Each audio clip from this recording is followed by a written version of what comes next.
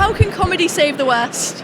I don't know, I think comedy it can often be a sort of unspoken truth that everybody recognises, everybody knows it's there. It's like the jester in the medieval court. He's the only one who can tell that, the king's policy of mass immigration from the Islamic world is actually damaging for the kingdom, but nobody's allowed to say it because he'll get beheaded by the king or one of the new people he's imported. So the jester has the ability to say it without getting in trouble. What do you think? Absolutely. People laugh at what they recognise, and there's so much idiocy in the world at the moment. You kind of don't even need to write jokes. You just need to sort of point at it, and everyone laughs. Yeah. And the material writes itself, and you're just pointing out truths that everyone can see. Yeah. And there's nothing somebody hates more than being laughed at. Yeah, and there's so much stuff that you can just literally say the sort of woke position, but you say it in a funny voice.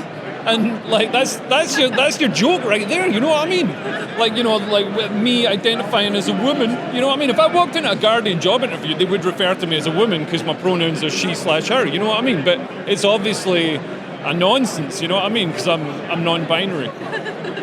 Why do you think comedy has become so woke nowadays? Comedy's what, sorry? Why do you think comedy has become so woke? Because comedians want to be liked. They want to be liked, and they want to work on the BBC, and they want to do what's safe. If you want to get on the telly, you've got to have the right opinions. It's literally that. Because the actual existence of a comedian is not a woke existence. You've got to be hard, you've got to look after yourself. It's actually quite an individualistic, you're like your little Thatcherite small business. It's the opposite to woke. But they're doing it for business reasons. Yeah, and also most comedians, you can sort of tell, the ones that are like super nicey and have all the right opinions on stage, absolute cunts off stage, you know what I mean? Whereas the people who are on stage are really nice off stage, usually. And periodically these lists of comedians who are sex pests appear, and they're always the nice ones. I was on one of them though. Oh, were you? I was in the Amber. There was a list that went round, and it was written in Comic Sans. And it's like, who does a list like that in Comic Sans? You know what I mean? But I was in the Amber section, which just meant my social media posts had made women feel unsafe.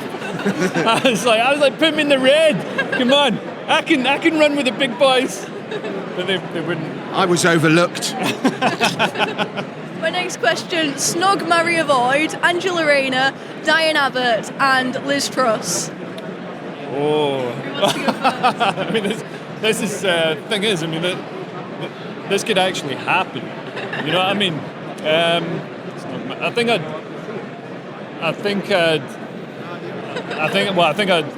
snog Angela Rayner, because I couldn't marry her. I imagine every breakfast, like, oh, here's some stupid left wing stuff. So I'd marry Liz Truss, even though like Angela Rayner, kind of more my type, and I'd avoid Diane Abbott because Jesus Christ, wouldn't anybody? I mean, hell. Hard to. Takes up a lot of space. Yeah. But I'm probably exactly the same. But I think I'd like to snog all three, just so that I could report back to my subscribers on how it went. What if Diane Abbott didn't let go? These are the risks that I'm prepared to take for my readers. My next question, final, very important question. Would you rather have a gay son or thought daughter? A gay son or a what? Thought daughter. A gay son or a what daughter? Like a slut daughter. A slut daughter. A slut daughter. I've already got both. Yeah, I don't know. As long as they're happy. And if she's earning a lot of money on OnlyFans, you know what I mean? I can be like Lily Phillips' dad, I can be the finance director or whatever. Leo's very good at social media. I'm sure he'd like maximise her takings. Yeah. Great, thank you both so much.